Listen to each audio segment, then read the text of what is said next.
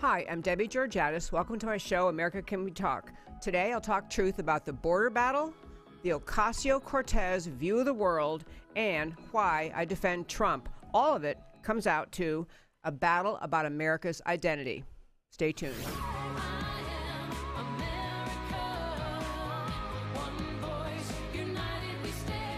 Debbie Georgatos, host of America Can We Talk, brings to the American political conversation lawyerly logic, passionate patriotism, and a commitment to preserving the extraordinary and unique greatness of America.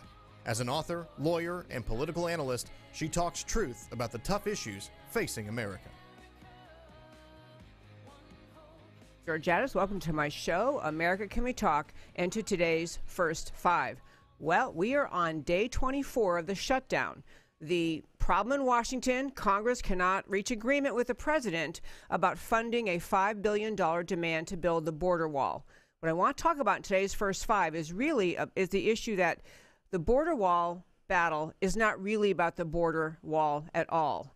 It is about, at one level, the Democrat Party unwilling to give President Trump a victory, a legislative victory. They can see that this was an issue that he ran on, he promised, his screaming, cheering followers have asked him to do, and they do not want to give him that victory. The Democrats are so not upset about all this that at least a group of whatever it is, 17 of them, are down in Puerto Rico at a beach party along with a bunch of lobbyists, not even concerned at all about what's happening in Washington.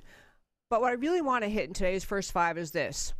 The border battle is not just about whether Trump gets his way or the Democrats get their way.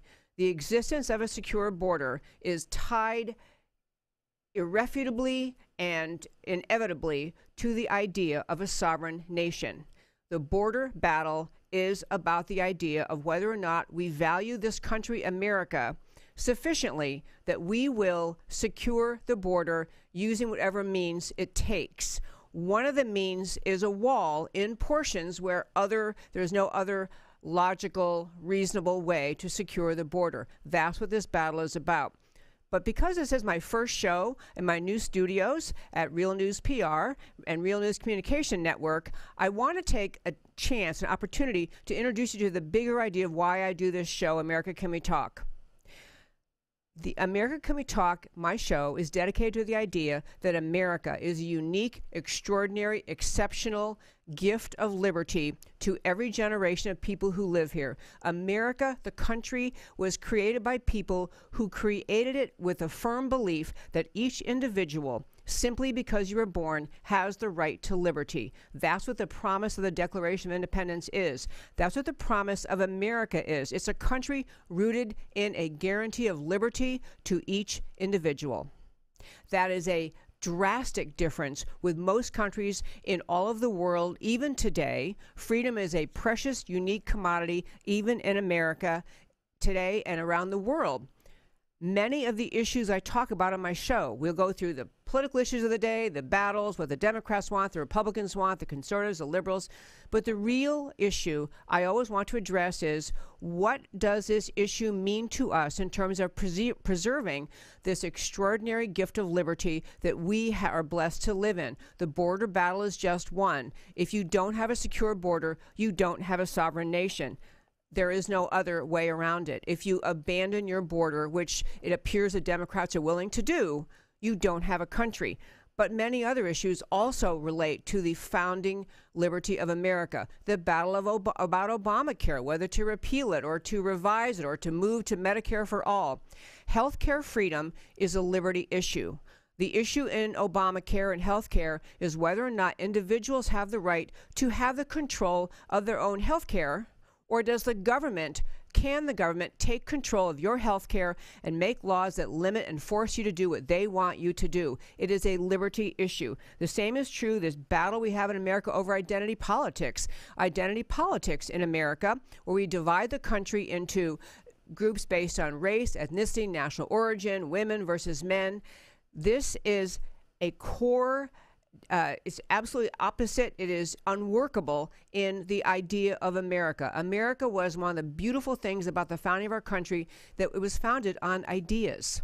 America itself is an idea. It's an experiment in liberty. When we dissolve our political discussions into hyphenated American groups battling each other, we are never able to come to solutions. It's an intentionally divisive technique used by the anti-American left to divide Americans and to get us to a situation where we can never get resolution. The rise in support of socialism in this country, astonishing. The election of now two openly socialist members of Congress is a sign of socialism gaining strength in America. In fact, there was polling recently among millennials in America today, 51 to 45 prefer socialism. Democrat Party, 57% of registered Democrats have a positive view of socialism. Fortunately, saner minds prevail, and overall in America, there is still a 56 to 37 preference for freedom over socialism. But I raise this point to say, embracing socialism is a country-changing idea. It's the idea of abandoning individual liberty. The only economic system that works in a country committed to liberty is freedom and free markets. We also have the battle of the climate change. Tomorrow on my show, I'm going to have an expert on joining us, Dr. Sterling Burnett from the Heartland Institute, to talk about how the climate change industry is really an industry pushing socialist redistribution of wealth under the guise of climate concern.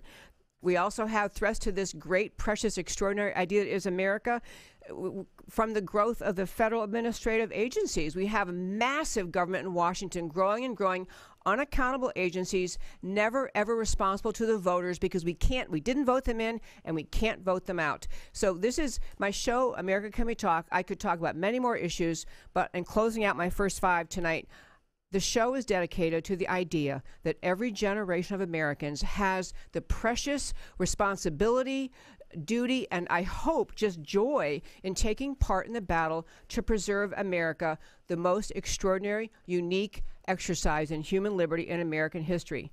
That is today's first five. Coming up next, the human side of the border wall.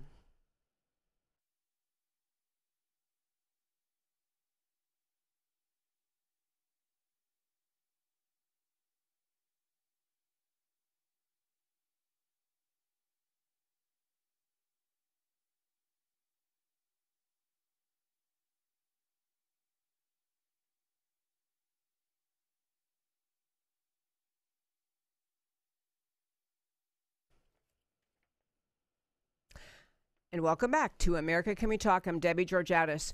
I did my first five tonight, just kind of giving a reintroduction of my show. If this is the first time you watch America Can We Talk, I've been doing the show for 4.5 years, but today is my first day in a new studio in Dallas, which is my base, and it is at the Real News PR firm at the Real News Communication Network Podcasting Center. It is a great place to do a show from. I'm thrilled to be kicking off my first show here today. And I talked in the first five about why I do this show. You know, I don't have a background in radio. I'm a lawyer by background. I'm a litigator by background, a stay-at-home mom, a volunteer, a political analyst. I've done lots of things. But I'm involved in politics, really trying to get all the time to the root of the argument that America is a unique experiment in liberty, and there are forces within our country that are very much pushing to destroy that founding idea of liberty, to turn our country back into a country like many other countries are, where the issue is how much freedom does the government give you versus how much freedom do we agree is God-given and is inalienable to us, protected for us. And I meant to mention in the just a sign of how the idea of governance is changing in America, there was a speech given by the New York City Mayor de Blasio, and I didn't get to it in the first five, but I want to quote something he said before I get to the border thing. He was talking, and he does a State of the City address, like the State of the Union, the State of the State. He does State of the City. And last Thursday, in Mayor de Blasio's State of the City speech, he actually said, "Here's the truth, brothers and sisters. There's plenty of money in the world. There's plenty of money in this city. It's just in the wrong hands." That is a voice, that is a message of someone who does not believe in the idea of America, does not believe in the idea that each individual has the right to make his way, to dream his dreams, to work and succeed and thrive, and then have control of their own property, their own money. It's a guy who's thinking that the purpose of government is to take control of as much money as you can to use it in the way that you, government, thinks should be used, rather than the people who worked and earned it. This is a guy telling you that he has embraced that socialist mindset, which is just impossibly opposite of what America is. But I want to talk about the border wall for a minute, because right now, here we sit, we're in 2019, we have the shutdown happened because of the border wall dispute, over $5 billion. And when you think about what a tiny percent of the federal budget $5 billion is, you know this battle is not between the Democrats and Republicans about money. It's not about whether we can afford $5 billion for the border wall. It is about the Democrat insistence that President Trump not get a legislative victory. It's also about a stalemate of the Democrats who are going to say, we're going to go to the mattresses on this, we're going to go to the mat, we're not going to give in, because they do not want this picture that President Trump is painting for us about a secure border and a restoration of an orderly immigration system where we in America decide who comes to our country, and we decide on what status you come and what is your whether you are entitled to receive asylum or you're not entitled. The Democrats do not want that. They have benefited greatly from this wildly open border. And I want to just tell you some facts about the border in a moment. You know, this battle about the border, I have a clip to play for you in just a moment, but this battle at the border is about whether or not in places where you cannot otherwise secure it, we should build a wall. Well, President Trump went down to the border along with actually both of our Texas senators. This is a border dispute issue in Texas. So our two U.S. senators, Cruz and Cornyn, were there, and they spoke with a gentleman who's the head of the Border Patrol in this area about what happens at the border when there's no wall. This is clip one. We have 55 miles of fencing in this sector. We started a job in 2006. We need to finish that job. We've got the personnel, we need the technology, we need the resources, we need the infrastructure in order to control this border and manage it. Part of our area is covered with some fencing on our east side. That accounts for about 6% of our traffic. Where we have no fencing, over 90% of our traffic occurs in those areas. Okay, this should not be shocking, but the people crossing the border are succeeding where there's no wall. I mean, I almost shouldn't have to say this. It is so patently obvious and basic. But the guy's saying, yeah, when there's no wall, that's when people cross the border into America. So I want to hit a couple other points about border security. And they have to do with, you know, right now we've had these migrant caravans coming up from Honduras and Central America coming up through the southern border. President Trump did not incite those caravans to come. Neither did the Democrats, neither did anyone else. The point is, there are people living in low-income areas in Central America, in South America, and around the world who would love to come to America and make it their home. And America is a very generous country already, most generous in the world in bringing people to America and having new people come here and become legal immigrants. But the Gallup organization did a World Gallup poll asking people around the world, what percent of you who would like to leave the country you're in and move somewhere else? 15%, 15% of the world's adults said they would prefer to permanently move to another country rather than their own. That's about 750 million people.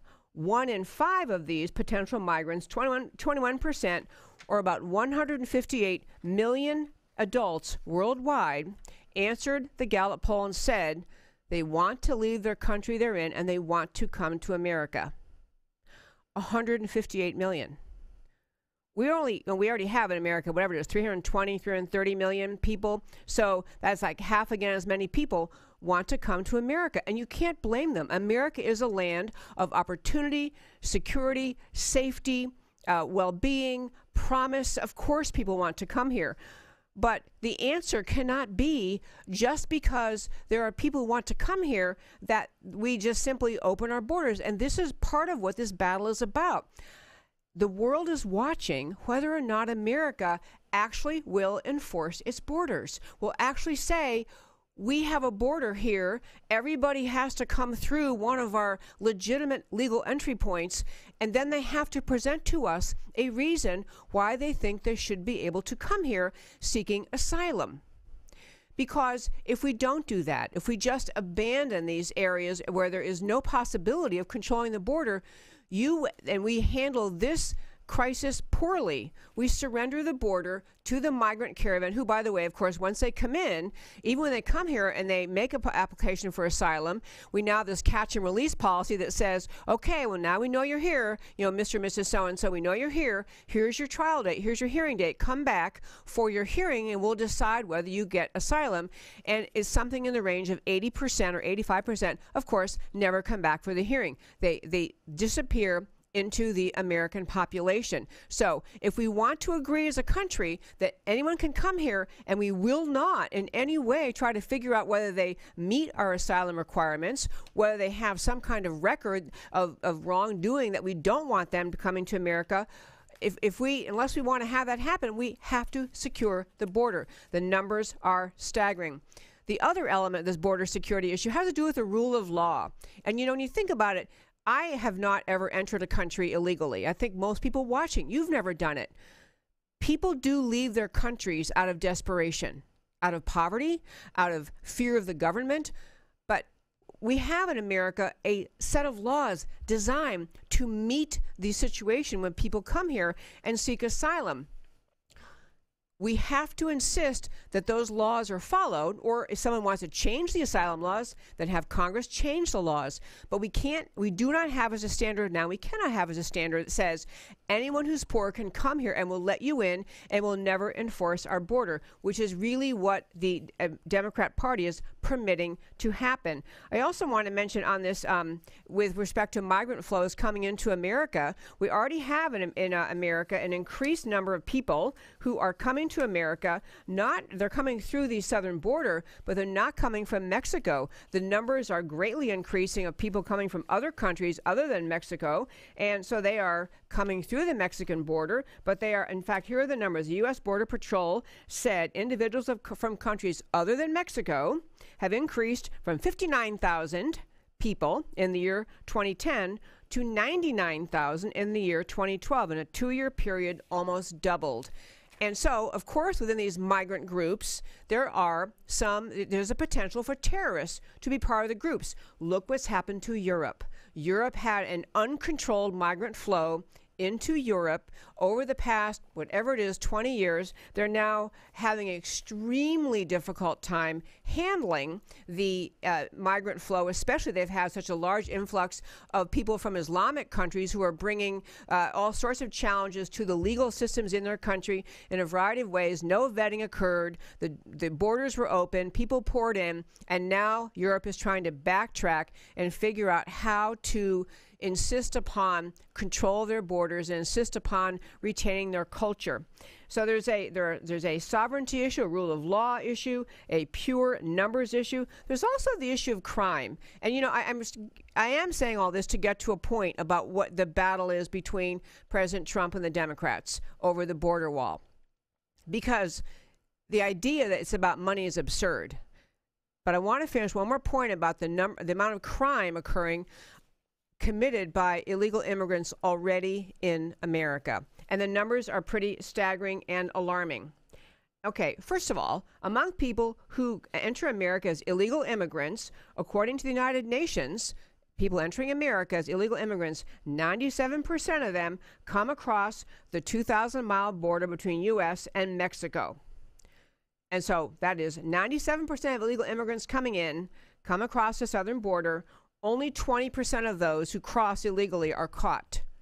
So we already have a massive influx of people not caught because we don't have a wall and we don't have a secure southern border. We have about 4.5 million illegal aliens in the U.S. driving on a regular basis, virtually all of them without licenses or insurance. We have, of the 188,000 deportations that happened in 2011, 23% had committed criminal traffic offenses. We have state prisons and we have federal prisons filled with illegal immigrants, people who came to America. They're not in jail for entering America illegally. They're in jail for having committed crimes in America. And Charlie Kirk, I have a clip here of Charlie Kirk of Turning Point USA answering the question when someone asked him, what's the good defense of why we have to have a border wall? Here's Charlie Kirk.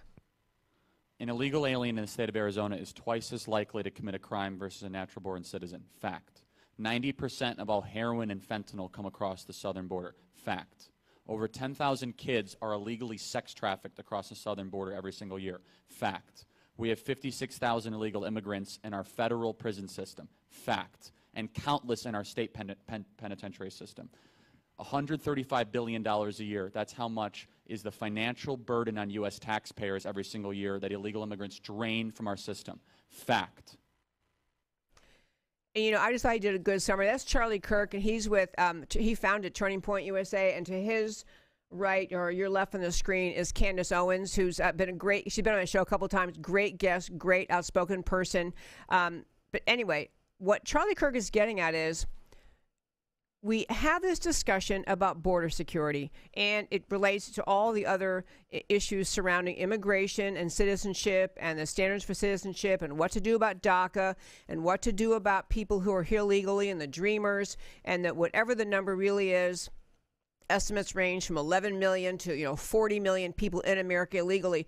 Whatever those numbers are, Americans, legal citizens who work here, pay taxes, follow the law, are shouldering the burden of this just endless burgeoning population of illegal immigrants.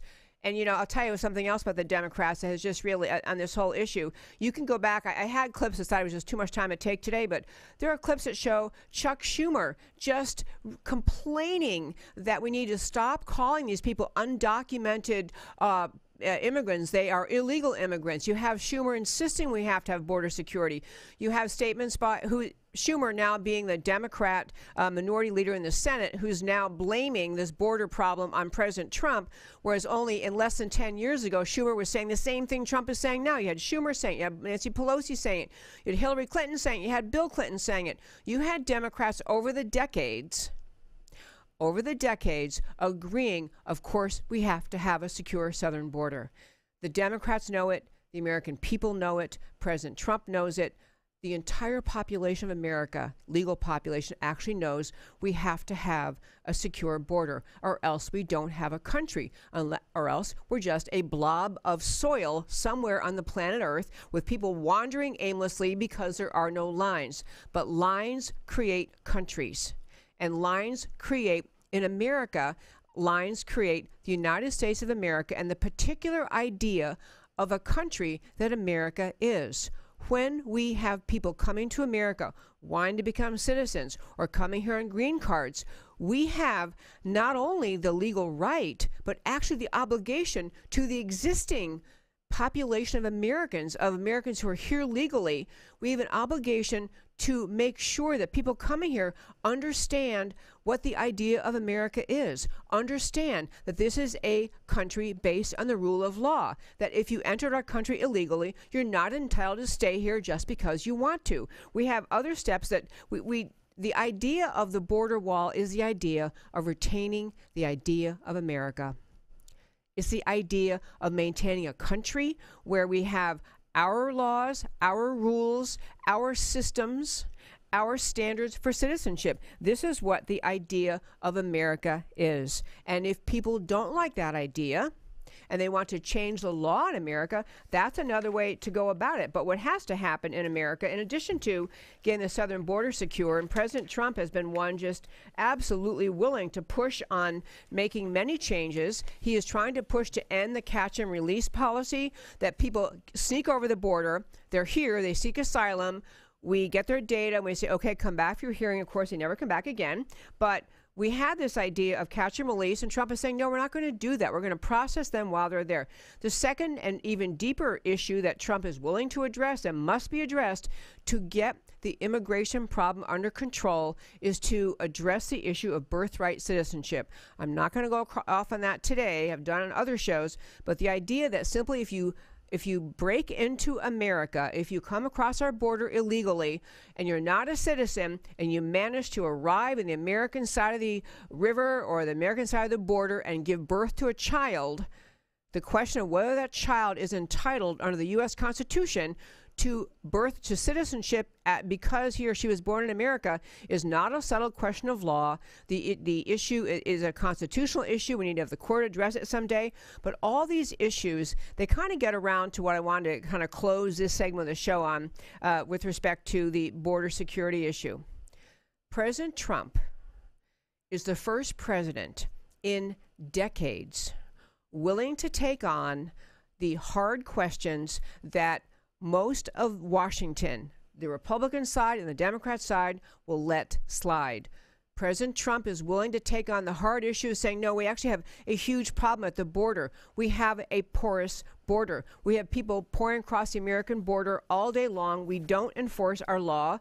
And then we have them in America. We have, obviously, crime occurring at the hands of illegal immigrants. I could have read you many more statistics and didn't want to get off on stats too much, but there's a very serious correlation, a higher instance of criminal conduct by people who are illegal aliens in America than people who are citizens in America. There's also a much higher instance of reliance on government dependency programs by illegal immigrants as compared with people who are legally in America. The point is, taking control of the border is insisting on the identity of America, insisting on the meaning of America, that America was founded to be a country rooted in the rule of law, a country where we have a unique idea about what liberty is. We're part of a grand experiment in all of human history to be in a country based on liberty, that everyone is responsible to follow the rule of law, everyone's responsible to participate in this system, and we're entitled as a country, as every other country is, to set our standards for what constitutes citizenship, what categories of people have permission to be in this country, and taking back our country from the lawlessness at the border is kind of like in your personal home.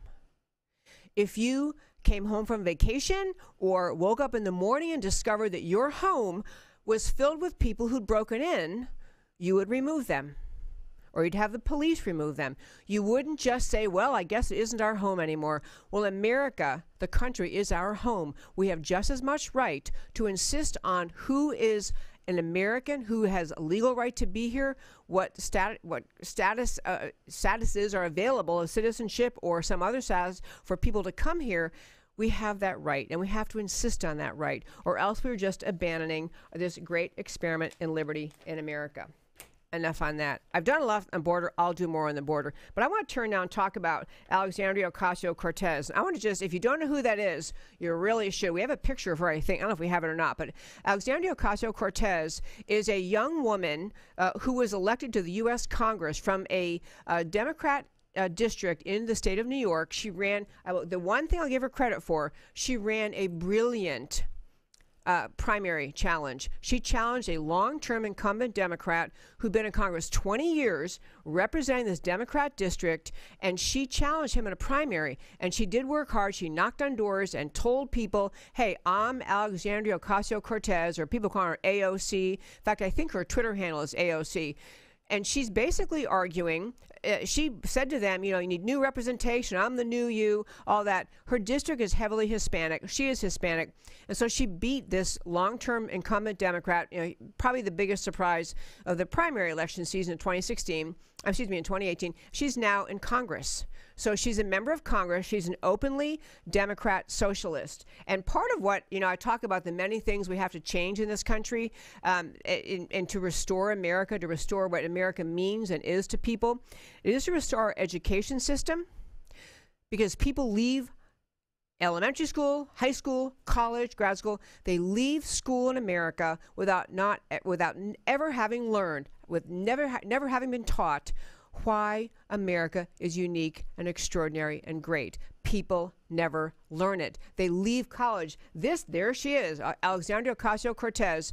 She has a degree, a bachelor's degree, I think from BU, from Boston University, majoring in economics. And she's in Washington as a new member of Congress. And she is, I tell you the good and bad of it, She is a strident socialist, openly, happily socialist, says so. She actually staged a sit-in in the Democrat, Nancy Pelosi's office, the Democrat, now she's again, sadly, the majority leader, but staged a protest in her office demanding immediate action on climate change, immediate, passage of this Green New Deal that she wants, which we're going to be talking about tomorrow. But she's a really good example. And this segment, I'm going to do a lot of segments over the year related to Alexandria Ocasio-Cortez. It's not really aimed just at her. It's aimed at the millennial mindset, and not all millennials, but the mindset that actually thinks that socialism works, that actually thinks that they have this snowflake attitude. They can't be insulted. They can't be criticized. They can criticize all day long, but it's that snowflake attitude that emerged out of college for her in her snowflake generation. But she's made the news in a variety of ways. She gets more media attention than Nancy Pelosi or any other Democrat in Washington. I think President Trump should make her the face of the Democrat Party because she is young, she is militant, she's on a mission, she is clueless. It would be too nice a word to describe her failure to grasp things. She is wedded and rooted in identity politics, one of the most harmful forces in the American political conversation. One of the most harmful forces in America is this identity politics idea that people, instead of saying, I'm an American, I'm a conservative, I'm a whatever it is, I'm a, and then fill in the blank American, some ethnicity, race, national origin, or gender, versus just, I'm an American who believes something. But anyway, she's rooted in this identity politics. So she got in a few skirmishes this week, which make a lot of points. She just epitomizes the problems we have in America, and how and what we have to, we have to fix. We have to fix it because we're Americans, and we're going to get our country back on track.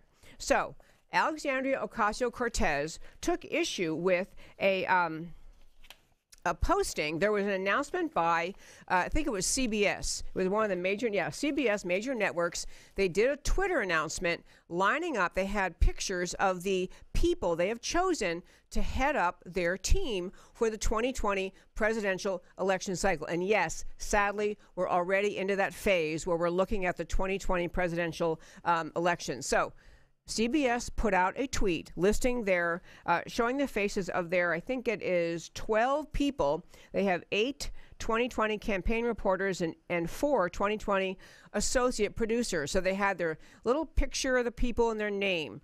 So this is CBS is announcing, hey, look at these people. This is who's going to head up our campaign team for 2020. Alexandria Ocasio-Cortez responded on Twitter, taking a shot at them. And so, this Twitter announcement by them was just basically saying, hey, look at our team. Here we go, 2020 presidential election.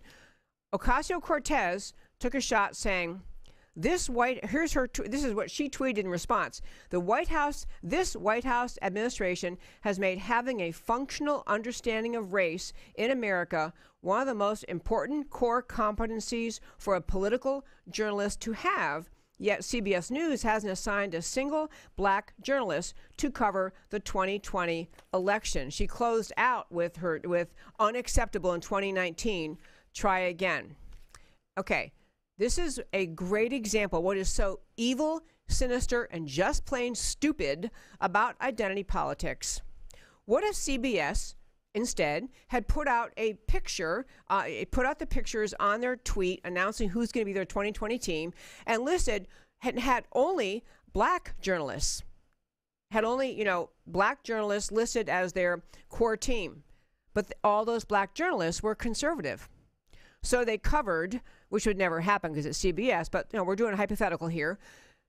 If you had 12 black journalists committed to be part of the CBS team dealing with the 2020 presidential election, you would have the left going nuts because they'd be saying, wait a minute, those are all conservatives. What about, why don't you have a balance? Why don't you have some liberals? But the point is, she's so fixated on race, so fixated on identity politics, she's not even thinking about the question of, where are these people politically? Shouldn't that matter more? Shouldn't you want, among of all things in journalism, you should want people who would, if you must have journalism, which seems just committed to having bias woven into every story and every topic, wouldn't you at least want to have a range of people's political views, have leftists and centrists and people on the right, whatever the combination is? The point is, the fact that these people happen to all have, and there were, by the way, among this group that the CBS had chosen, there were, several women. I'm going to tell you, 1, 2, 3, 4, 5 women, several Asian, several Hispanic. It was not a all blue-eyed blonde, men. That was not what it was at all. It had women and men. It had other minorities. But she's so fixated on race and so fixated on her moral preening and virtue signaling. Look at me, I'm standing up because I don't like the idea they don't have a black journalist. So one guy, probably others too, but one guy at the Daily Caller, one of the writers for Daily Caller, kind of took her up on that. And he's been responding and saying, well, wait a minute, what are we into, ratios? We're into, what's it called? Not ratios. We're into, firm ratios. We're insisting, we're insisting on ratios. She said, no, racial quotas. What are you talking about, Alexandria? You want racial quotas? She responds to that. The point is, she went back and forth on Twitter, arguing with this characterization. First of all, arguing with CBS for who they chose to be their reporters. Second of all, arguing with this reporter at Daily Caller who dared to call her out and say, really, Alexandria, come on. And then she continued the argument with just snarky. This is a 29-year-old who's been out there advocating for socialist solutions to everything under the sun, and she's out there arguing with somebody at Daily Caller. And the final edge on this story is that she's now complaining, Alexandria Ocasio-Cortez, member of Congress, Democrat, socialist member of Congress, is complaining because the Daily Caller, she says, her question was, when does nonstop criticism of me by the Daily Caller rise to the level of harassment? Well, let me tell you the answer, Alexandria Ocasio-Cortez. Nobody at CBS asked her opinion about who they put on their team to go cover the 2020 presidential elections. She's sticking her nose in their business, making an unfounded accusation that somehow racism is happening. Because look at this, they don't have any. I've decided what is a correct racial composition, and I get to say that they're wrong for not having a black journalist as part of that. She's sticking her nose in. She's harassing CBS. She's harassing Daily Caller for talking about this issue and pointing out what her attitude is. And then her complaint is, how dare you harass me? As one little last tidbit in Alexandria before I hit the last topic of the day, Alexandria Ocasio-Cortez put out a tweet and commented on the fact that before she was a member of Congress, she used to bartend and wait tables at a particular restaurant. And she put out a statement saying she was so saddened to learn that the restaurant where she had, met customers and had a great work experience and been a bartender and been a waitress, she lamented that the restaurant had closed down, had gone out of business. The manager of the restaurant put out that the reason, in large part, that they had to close down is because they cannot afford the cost of doing business because of policies this ding-dong socialist supports. She is a raise minimum wage, jack up minimum wage. This restaurant is saying we can't afford to be in business because of these idiotic policies of the kind Alexandria Ocasio-Cortez pushes. And this is, we'll talk on the show many, many times about socialism, but this pipe dream mentality of people like Alexandria Ocasio-Cortez thinking somehow the government can wave a magic wand and fix everything simply because she wants them to. Because government can somehow make it so everybody has an income level that they like and they're comfortable with. She thinks somehow she can do that because she has not one clue about how the world works, about how free markets work, about why America is the most extraordinary, exceptional, abundant, prosperous country on the planet because of freedom, because of free markets, because we didn't so far get duped into socialism. You'll be hearing more about her. I don't mean to pick on just her. It's on everyone in her generation and every generation, foolishly thinking somehow you can wave a magic wand and make things fair that aren't fair. Last topic of the day. You may have seen the news that Jeff Bezos is divorcing his wife. This is the guy, I'm sure you know, Bezos. He founded Amazon. And actually, I read an interesting story about it, like literally driving across the country with an idea about books, but founded Amazon in 1994. He is worth $128 billion, and he then bought the Washington Post in 2013. And the Washington Post kind of dedicates every day, all news day, to criticizing, tearing down, mocking, and deriding President Trump, which takes me to Trump's tweet. Trump put a tweet out about Bezos getting divorced because after the divorce was announced, the National Enquirer, not a paper I read, but the National Enquirer put a story out how they had been tracking Bezos for months because he's been having an extramarital affair. So Trump put out some tweet, called him Bozo instead of Bezos, and criticized him essentially for the divorce, having an affair, and then ending up in the front pages of National Enquirer. And people criticize that, and they say, this is a good example of Trump being unpresidential. You know, why did he have to tweet that? Why couldn't he just be quiet? Why did he have to say that? You know, he just looks so petty. I'm going to tell you something. The answer to why he said that is the answer to why many people defend Trump. And that is because he fights. Because he does not surrender to the relentless attacks on America from the American left. He's had Bezos' newspaper, the Washington Post, attack him since the day he rode down that escalator and announced he's running for president. Malign, attack, leak, anything they can do to hurt him. Bezos owns that paper, which has protected Amazon too, by the way. And so President Trump, this is just a tweet saying, yeah, you know what? I don't like how you treat me. I'm going to say something about it.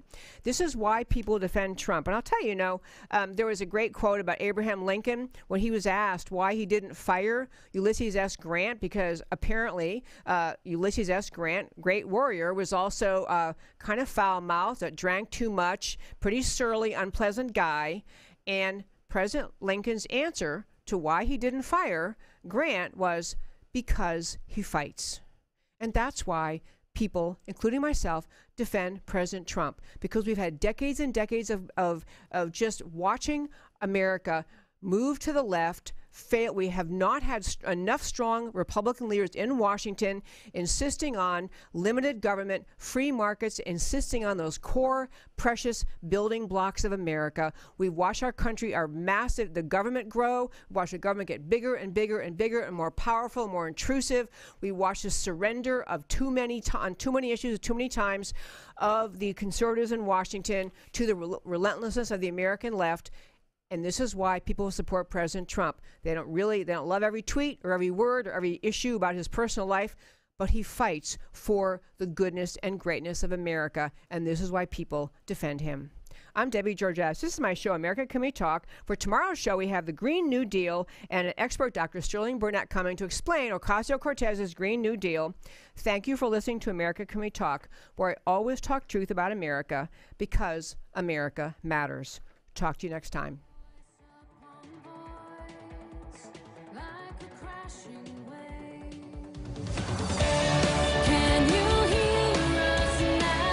America, Can We Talk? Truth about America. Can you